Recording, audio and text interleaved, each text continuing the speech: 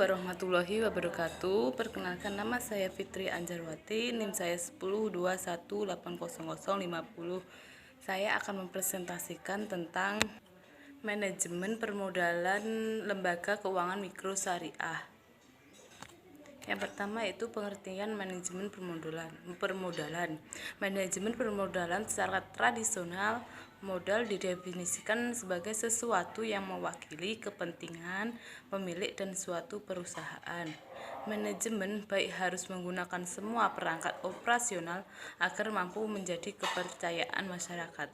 Salah satu perangkat yang sangat strategis dalam menumpang kepercayaan itu adalah permodalan. Modal merupakan faktor yang amat penting bagi perkembangan dan kemajuan bank, sekaligus berfungsi sebagai penjaga kepercayaan masyarakat. Modal juga harus dapat digunakan untuk menjaga kemungkinan terjadinya risiko kerugian atas investasi pada aktiva. Adapun selanjutnya yaitu fungsi manajemen permodalan. Fungsi modal bank menurut Johnson, modal bank mempunyai 3 fungsi. Yang pertama yaitu sebagai penyangga untuk menyerap kerugian operasional dan kerugian lainnya. Dalam fungsi ini, modal memberikan perlindungan terhadap kegagalan atau kerugian bank dan perlindungan terhadap kepentingan para deposan atau penyimpanan uang di bank. Kedua, sebagai dasar bagi penetapan batas maksimum pemberian kredit atau membatasi jumlah pemberian kredit kepada setiap individu nasabah bank. Yang ketiga yaitu modal juga menjadi dasar perhitungan bagi para partisipan pasar untuk mengevaluasi tingkat kemampuan bank secara relatif menghasilkan keuntungan. Selanjutnya yaitu sumber manajemen permodalan. Sumber manajemen permodalan ini terdapat 3. Yang pertama yaitu modal inti. Modal inti ini yang berasal dari para pemilik bank yang terdiri dari modal yang disetorkan oleh pemegang saham. Cadangan dan laba ditahan ada 3 yaitu modal yang disetor oleh para pemegang saham. Modal ini timbul apabila pemilik menyertakan dananya pada bank melalui pembelian saham. Modal cadangan yaitu modal dari sebagian laba yang tidak dibagi disisihkan untuk menutup timbulnya resiko kemudian. Yang ketiga yaitu laba ditahan. Laba ditahan ini yaitu sebagai laba yang seharusnya dibagi kepada para pemegang saham, tetapi oleh para pemegang saham ditanam kembali untuk menambah dana modal. Modal inti ini berfungsi sebagai penyangga dan penyerap kegagalan atau kerugian bank dan melindungi kepentingan para pemegang rekening titipan atau wadiah atau pinjaman terutama atas aktiva didanai oleh modal sendiri. Selanjutnya yaitu kuasi atau ekuitas. Ekuasi ini atau ekuitas ini berfungsi sebagai bank menghimpun dan bagi hasil atas dasar prinsip mudharabah yaitu akad kerja sama antara pemilik dan dengan pengusaha. Untuk melakukan suatu usaha bersama dan pemilik dana tidak boleh mencampuri pengelolaan bisnis sehari-hari. Selanjutnya yaitu wadiah. Wadiah ini dana titipan adalah dana pihak ketiga pada pihak bank, pada umumnya berupa giro dan tabungan.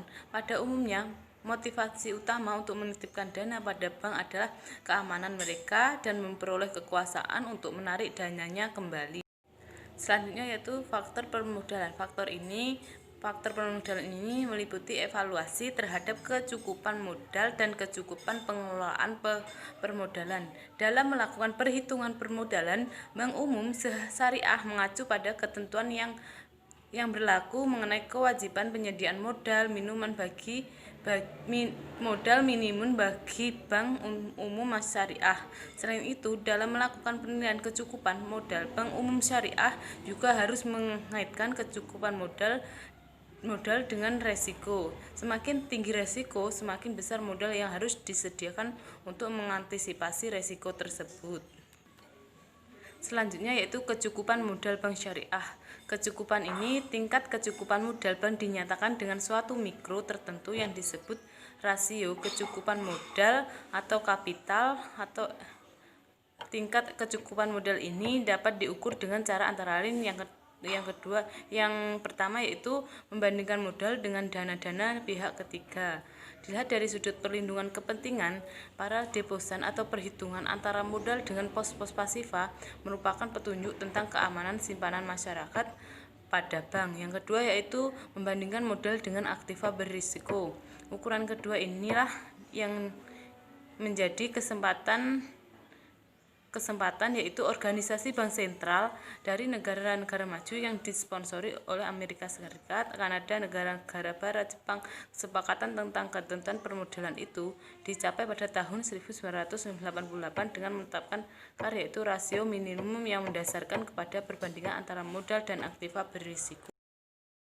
Assalamualaikum warahmatullahi wabarakatuh. Saya Hamdan Rizky Al-Hafid, NIM 10211851, akan menjelaskan tentang manajemen permodalan keuangan lembaga keuangan mikro syariah. Yang pertama yaitu pengertian modal dalam bank syariah. Secara tradisional, modal didefinisikan sebagai sesuatu yang mewakili kepentingan pemilik dalam suatu perusahaan.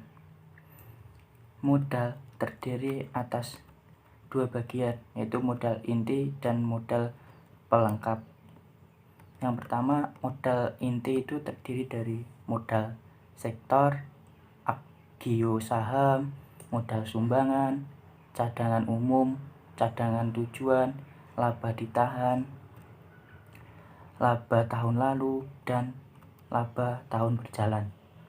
Sedangkan modal pelengkap terdiri atas cadangan-cadangan yang dibentuk bukan dari laba setelah pajak serta pinjaman yang sifatnya dipersamakan dengan modal.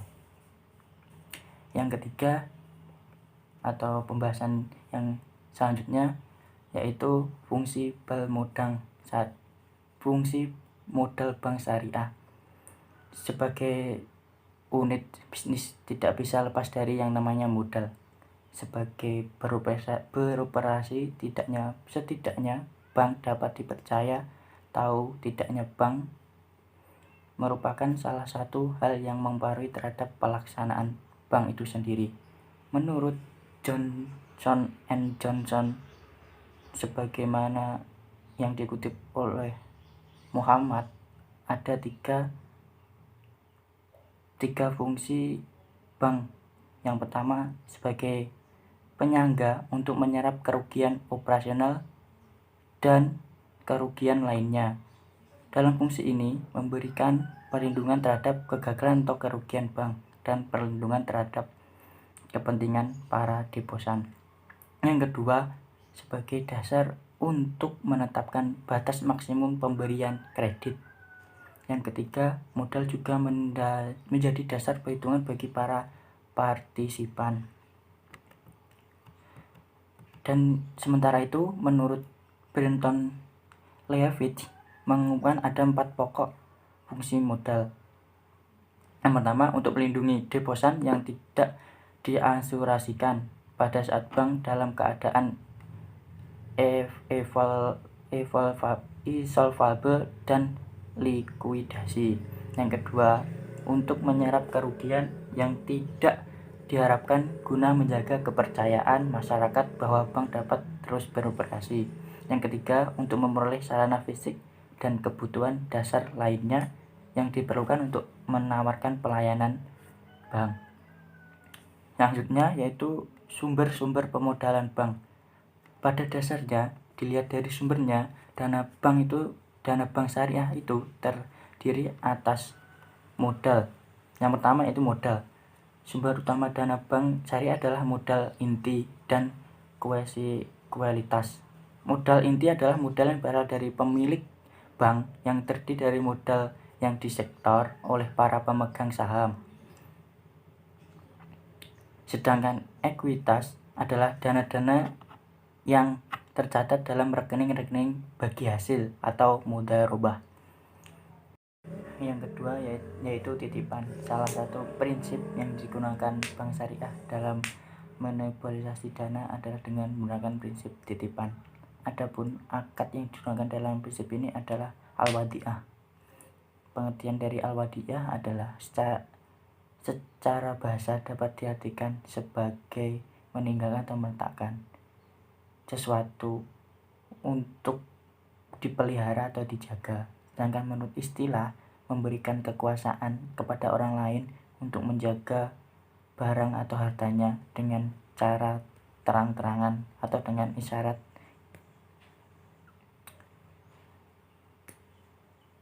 Al-wadi'ah terdiri dari dua jenis. Yang pertama al-wadi'ah yad al-amanah dan al-wadi'ah yad domamah. Yang pertama al-wadi'ah yad amamah adalah akad penitipan barang atau uang, di mana pihak pertama tidak diperkenankan menggunakan barang atau uang yang dititipkan dan tidak bertanggung jawab atas kerusakan atau kehilangan barang titipan. Jenis-jenis wadi'ah yad al-amanah yaitu harta atau barang yang dititipkan tidak boleh dimanfaatkan dan digunakan oleh penerima titipan. Penerima titipan hanya berfungsi sebagai amanah yang bertugas dan kewajiban untuk menjaga barang yang dititipkan tanpa boleh memanfaatkannya. Sebagai kompensi, penerima titipan diperkenankan untuk membebankan biaya kepada yang menitipkan. Terus yang terakhir, mengingat barang atau harta yang dititipkan tidak boleh dimanfaatkan oleh penerima titipan. Yang kedua yaitu wadi'ah al-damamah, yaitu akad penitipan barang di mana pihak penerima titipan dengan atau tanpa izin pemilik barang dapat memanfaatkan barang atau titipan dan harus bertanggung jawab terhadap kehilangan atau kerusakan barang tersebut. Semua manfaat dan keuntungan yang diperoleh dalam penggunaan barang terjadi menjadi hak penerima penitipan. Sekian presentasi dari saya, kurang lebihnya mohon maaf. Semoga bisa bermanfaat dan dipahami. Assalamualaikum warahmatullahi wabarakatuh.